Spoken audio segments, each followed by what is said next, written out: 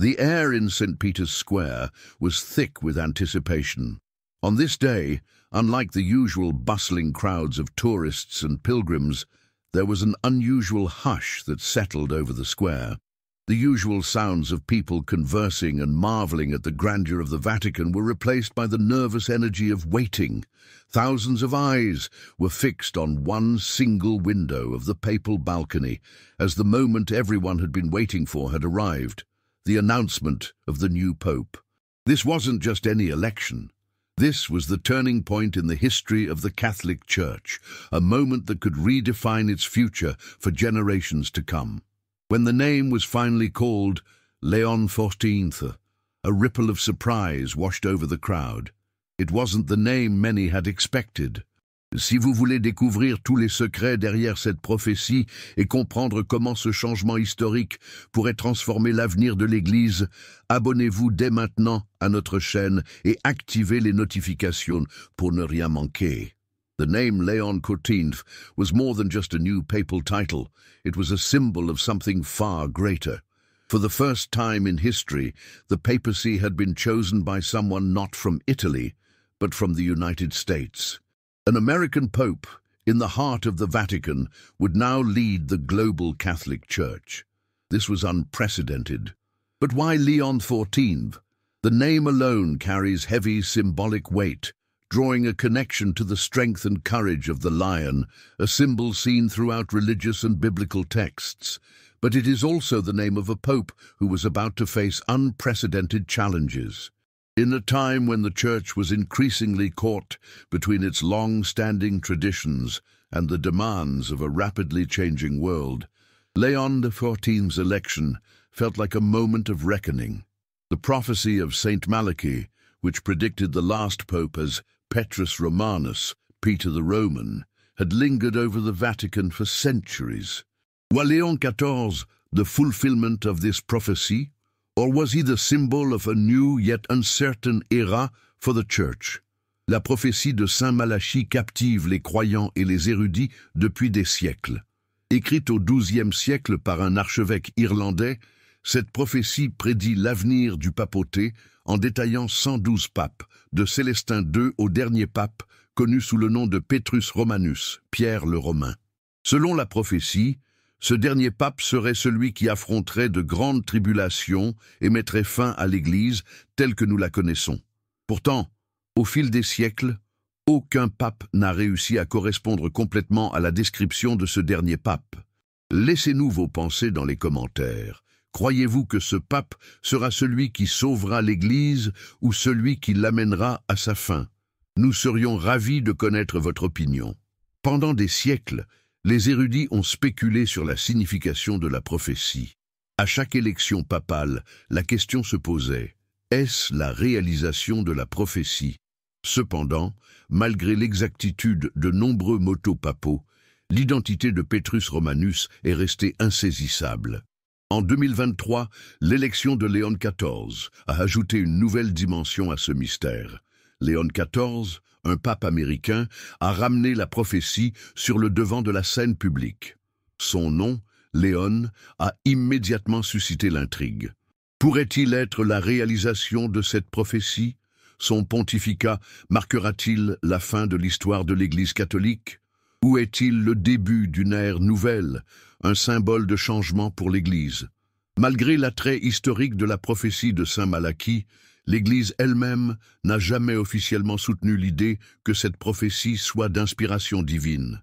Cependant, les motos spécifiques associés au pape précédent ont coïncidé avec des événements clés de l'histoire de l'Église, créant ainsi un sentiment d'émerveillement et de fascination. Certains considèrent l'élection de Léon XIV comme un symbole de la prophétie, tandis que d'autres affirment que le nom Léon représente un chemin nouveau pour l'Église. Le nom Léon choisi par le nouveau pape n'est pas seulement un titre traditionnel. Il porte une grande signification spirituelle. Dans la symbolique chrétienne, le lion est une figure de force et de vulnérabilité, représentant la nature double du Christ, à la fois divin et humain. Le Christ est souvent décrit comme le lion de la tribu de Juda, symbolisant le triomphe du bien sur le mal. Cette image puissante est enracinée dans la tradition chrétienne, et en adoptant le nom Léon, le nouveau pape s'inscrit dans cette longue tradition biblique. Mais le nom Léon ne se réfère pas uniquement au Christ. Il porte également le poids du lion en tant que protecteur, une figure qui défend les faibles et protège les fidèles. Cette symbolique est particulièrement pertinente pour Léon XIV, qui sera appelé à diriger l'Église pendant l'une de ses périodes les plus turbulentes. Le monde moderne, avec son sécularisme croissant, ses divisions politiques et ses instabilités, exige un leader capable de se tenir ferme face à l'adversité. En ce sens, Léon XIV doit être un leader de courage et de conviction, prêt à affronter les enjeux qui menacent l'Église. L'image du lion représente également l'adversaire spirituel, une force qui cherche à déchirer le tissu de l'Église. Dans 1 Pierre 5,8, le diable est décrit comme un lion rugissant, rôdant autour de celui qu'il peut dévorer. Cette image de l'adversaire sert de rappel que l'Église est constamment attaquée par des forces aussi bien internes qu'externes. Dans ce contexte, la mission de Léon XIV est de défendre l'Église contre ces menaces extérieures tout en abordant les crises internes qui l'affectent. L'Église fait face à de nombreux défis, des scandales d'abus sexuels aux divisions au sein de sa hiérarchie, et Léon XIV doit aborder ces problèmes directement. L'une des missions les plus cruciales de Léon XIV sera de restaurer l'intégrité morale de l'Église et de renouveler son autorité spirituelle. Les scandales et les controverses qui ont secoué l'Église catholique ces dernières décennies ont sérieusement entamé sa crédibilité et la confiance de ses fidèles. Pour reconstruire cette confiance, Léon XIV doit être un pape réformateur, quelqu'un qui n'a pas peur de confronter les problèmes difficiles, tout en préservant les enseignements et valeurs fondamentaux de l'Église. Son leadership devra inspirer une transformation intérieure et extérieure, guidant l'Église vers une nouvelle ère de foi. Si cette analyse vous a surpris ou fait réfléchir, nous voulons savoir que vous l'appréciez. Votre like est très important pour nous permettre de continuer à produire du contenu pertinent et de qualité. Si vous avez aimé, n'oubliez pas de mettre un like et de nous soutenir pour continuer à croître. L'élection de Léon XIV en tant que pape n'est pas simplement un moment de signification historique, elle marque un tournant crucial dans l'avenir de l'Église catholique.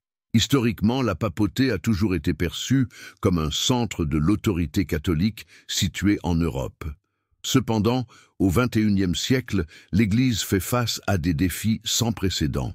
Du sécularisme croissant et de la diminution de la foi parmi les jeunes générations, aux crises internes qui secouaient l'Église, le pape Léon XIV doit guider l'Église dans un monde en rapide évolution. Son pontificat ne représente pas simplement la continuité de la tradition. Il annonce un changement dans la manière dont l'Église doit aborder le monde moderne. L'un des aspects les plus frappants de l'élection de Léon XIV est son origine. En tant que premier pape des États-Unis, il apporte une perspective unique sur le leadership et la foi. Les États-Unis, en tant que superpuissance mondiale, sont également un pays où l'affiliation religieuse est de plus en plus remise en question, en particulier parmi les jeunes générations. Cela reflète une tendance plus large observée dans le monde occidental, où le sécularisme est en hausse et les institutions religieuses traditionnelles perdent de l'influence. Pour Léon XIV, diriger l'Église catholique dans un monde globalisé et diversifié nécessitera bien plus que du leadership spirituel. Il devra s'engager auprès de personnes de tous horizons, traiter des problèmes mondiaux et trouver des moyens de rendre le message de l'Église pertinent dans le monde d'aujourd'hui. Son leadership ne sera pas limité au Vatican, il devra s'étendre à l'Église mondiale, qui est de plus en plus diverse et complexe. Dans ce sens, Léon XIV fait face à une tâche gigantesque, maintenir les enseignements traditionnels de l'Église tout en guidant l'institution vers un avenir plus inclusif et moderne. Son rôle sera de combler le fossé entre le pouvoir traditionnel, centralisé de l'Église, et un monde moderne où beaucoup remettent en question la pertinence de la religion organisée. Le rôle global de l'Église ne peut être sous-estimé. L'Église catholique est une institution mondiale, avec plus d'1 milliard de fidèles à travers le monde. Le défi pour Léon XIV sera de s'assurer que l'Église reste pertinente pour cette base de fidèles diversifiés, qui inclut des catholiques d'Afrique, d'Asie, d'Amérique latine et d'Europe. Chaque région fait face à des défis uniques, et le pape devra trouver des moyens de s'engager avec chacune, tout en maintenant l'unité de l'Église mondiale. Ce rôle global est plus important que jamais, surtout dans une époque de division culturelle croissante et de polarisation politique. Le rôle de l'Église en matière de justice sociale, de protection humanitaire et de protection de l'environnement est également central dans la mission de Léon XIV. Le Vatican a longtemps été une voie pour la paix, l'égalité et la charité. Avec la montée du changement climatique, des inégalités mondiales et de l'instabilité politique, il est urgent que l'Église soit une voie de raison et de compassion dans ces moments turbulents. L'Église a longtemps été impliquée dans des œuvres caritatives et dans la défense des pauvres. Mais sous Léon XIV, il y a une opportunité pour un engagement plus robuste et visible avec les problèmes de justice sociale. En faisant cela, il pourra réaffirmer l'autorité morale de l'Église et montrer au monde que la foi catholique ne concerne pas seulement des rituels et des dogmes, mais aussi des actions concrètes pour améliorer la vie des gens. Le pontificat de Léon XIV ne se limite pas à diriger l'Église catholique. Il s'agit de guider l'Église dans un processus de renouvellement spirituel et d'adaptation. À une époque où le monde devient de plus en plus sécularisé et où les fidèles de nombreuses régions du monde commencent à se détourner de l'Église, la question se pose: comment l'Église catholique peut-elle maintenir sa pertinence ? Comment peut-elle continuer à servir de guide spirituel et d'autorité morale dans un monde qui semble s'éloigner de la religion? L'un des plus grands défis auxquels Léon XIV est confronté est la nécessité d'inspirer un renouveau de la foi. Partout dans le monde, les gens quittent les institutions religieuses et beaucoup remettent de plus en plus en question la pertinence des enseignements de l'Église. En France, l'essor du sécularisme a entraîné une baisse spectaculaire de l'affiliation religieuse, notamment parmi les générations les plus jeunes. Selon une étude de l'INSEE, près de 40% des Français se disent sans religion. Il s'agit là d'une tendance mondiale, en particulier en Europe, où la fréquentation des églises a diminué de manière continue. Léon XIV doit affronter cette réalité de manière décisive. Il doit trouver un moyen de reconnecter l'Église avec ceux qui se sentent déçus ou distants d'elle. Son leadership exigera non seulement une compréhension approfondie de la tradition, mais aussi la capacité d'adapter le message de l'Église pour répondre aux besoins spirituels du monde moderne. Cela ne signifie pas abandonner les enseignements fondamentaux, mais plutôt trouver des moyens de communiquer ces enseignements de manière à ce qu'ils résonnent avec les sensibilités modernes. L'une des principales façons dont Léon XIV peut réussir cela est en adoptant le concept d'inclusivité spirituelle. Dans un monde de plus en plus multiculturel et pluraliste, l'Église catholique doit trouver des moyens de se connecter avec des personnes de différentes origines, croyances et expériences. Cela signifie se concentrer sur des valeurs universelles telles que la compassion, la justice et l'amour, qui sont au cœur de la mission de l'Église, tout en étant plus ouvert et réceptif aux préoccupations de ceux qui ne partagent peut-être pas le même bagage religieux. La question de la justice sociale sera également un domaine où Léon XIV pourra donner l'exemple. Avec la montée des inégalités économiques, la crise des réfugiés et le changement climatique qui menacent l'avenir de la planète, il est urgent que l'Église soit une voie de raison et de compassion dans ces temps troublés.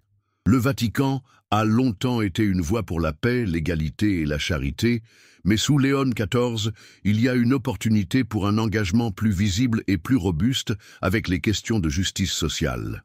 Ce faisant, il pourra réaffirmer l'autorité morale de l'Église et montrer au monde que la foi catholique ne se limite pas aux rituels et aux dogmes, mais qu'elle consiste également à faire une différence tangible dans la vie des gens. Si cette analyse vous a interpellé et que vous souhaitez voir plus de contenu comme celui-ci, montrez-nous votre soutien en mettant un like à cette vidéo. Cela nous aide à continuer à produire du contenu de qualité et pertinent pour vous. Le pontificat de Léon XIV n'est pas seulement un tournant pour l'Église catholique, il est également un moment charnière dans l'histoire de la chrétienté. Dans un monde où la foi s'amenuise et où les conflits politiques et sociaux se multiplient, le rôle de l'Église dans la société moderne est plus important que jamais. La question qui se pose est la suivante. Léon XIV sera-t-il capable de redéfinir l'Église catholique pour l'adapter à un monde en pleine mutation? La mission de Léon XIV est claire, mais difficile. Il doit réconcilier les traditions séculaires de l'Église avec les besoins des générations futures. Alors que l'Église se débat avec des crises internes et des scandales, le pape doit être un leader capable de restaurer la crédibilité et la moralité de l'institution tout en s'ouvrant à un monde de plus en plus pluraliste et globalisé. La véritable question n'est pas seulement de savoir si Léon XIV est le dernier pape comme certains le prédisent, mais plutôt de savoir si son pontificat pourra donner à l'Église un nouveau souffle, une nouvelle mission pour l'avenir. Le défi de Léon XIV réside dans sa capacité à inspirer les fidèles tout en réformant les aspects de l'Église qui ont été ébranlés par les scandales et l'indifférence croissante à la religion. Dans une société où l'individualisme et le matérialisme dominent de plus en plus, comment l'Église peut-elle redevenir une force morale et spirituelle puissante? Léon XIV devra trouver un équilibre délicat entre la préservation des enseignements fondamentaux de l'Église et l'intégration des valeurs modernes qui résonnent avec les croyants d'aujourd'hui. Alors que l'Église fait face à un monde de plus en plus sceptique et divisé, le rôle du pape Léon XIV sera de réaffirmer le message d'espoir et de réconciliation qui fait partie de la mission chrétienne. Le pape devra travailler non seulement pour restaurer la foi des catholiques pratiquants, mais aussi pour tendre la main à ceux qui se sont éloignés de l'Église, tout en étant une voie de paix et de justice dans les affaires mondiales.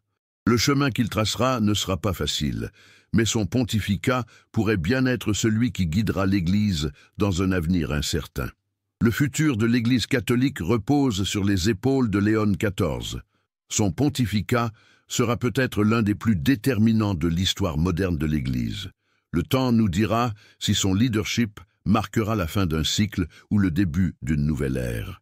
Si vous avez apprécié cette vidéo et que vous souhaitez soutenir notre travail pour continuer à produire du contenu de qualité, nous vous invitons à laisser un super thanks. Votre soutien nous permet de continuer à explorer des sujets profonds et fascinants comme celui-ci. Merci pour votre soutien et d'être une partie de notre communauté.